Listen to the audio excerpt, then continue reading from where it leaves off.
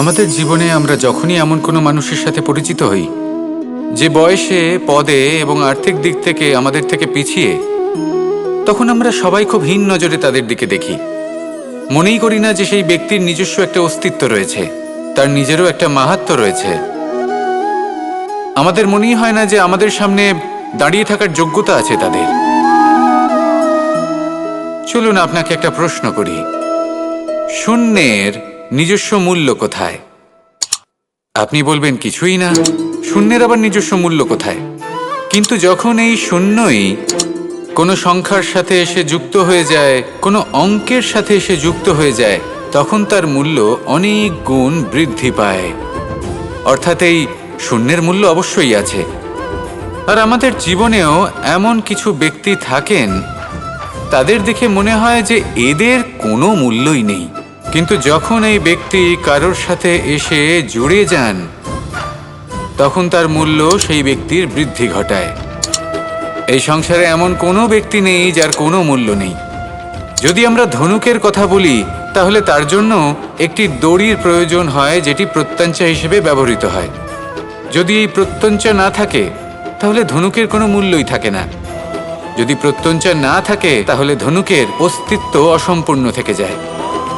এই সংসারে যে কোনো ব্যক্তি হোক বা যে কোনো বস্তু হোক, প্রত্যেকের নিজস্ব একটি মূল্য আছে। তার সম্মান করুন, সামনে অগ্রসর হন, আর আমার সাথে ভালোবেসে বলুন, রাধা রাধা।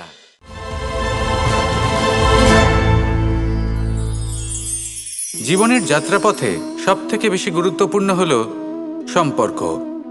কারণ এই সম্পর্কগুলো আমাদের সেই ব্যক্তির সাথে পরিচিত করায় যাদের হাত ধরে আমরা এই জীবনযাত্রার পথে অগ্রসর হই।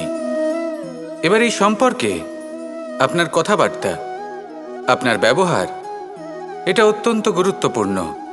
তাই প্রশ্ন হলো, যাদের সাথে আমাদের এই সম্পর্ক গড়ে উঠেছে, তাদের প্রতি আমাদের আচরণ কেমন হওয়া উচিত? তাদের সাথে কেমনভাবে কথা বলা উচিত? এর একটা বড়ই সহজ উত্তর আছে, দর্পণ। আপনি নিজেকে যেভাবে দর্পণে দেখেন, সেভাবেই দর্পণের দিকে তাকান এবং কল্পনা করুন যে আপনার স্থানে সেই ব্যক্তি আছে আর সে আপনাকে দেখছে। এবার বুঝতে চেষ্টা করুন যে আপনার কেমন ব্যবহার হওয়া উচিত। তার আপনার ব্যবহার কেমন হলে ভালো লাগবে আর কেমন হলে তার অনুচিত বোধ হবে, শুধু এইভাবেই সেই ব্যক্তিকে বুঝতে চেষ্টা করুন। কখনো কোনো মানুষের ভালোবাসার প্রয়োজন হয়, কখনো পথপ্রদর্শনের প্রয়োজন হয়, কখনো তিরস্কারের প্রয়োজন হয়, কখনো কটু সত্যের প্রয়োজন হয়, বা কখনো শুধু সঙ্গর প্রয়োজন হয়। যদি দুজন ব্যক্তি এভাবেই একে অপরকে বুঝে অগ্রসর হন, তাহলে এই সম্পর্ক আজীবন চলতেই থাকবে। আসুন আমার সাথে ভালোবেসে বলুন, রাধা রাধা।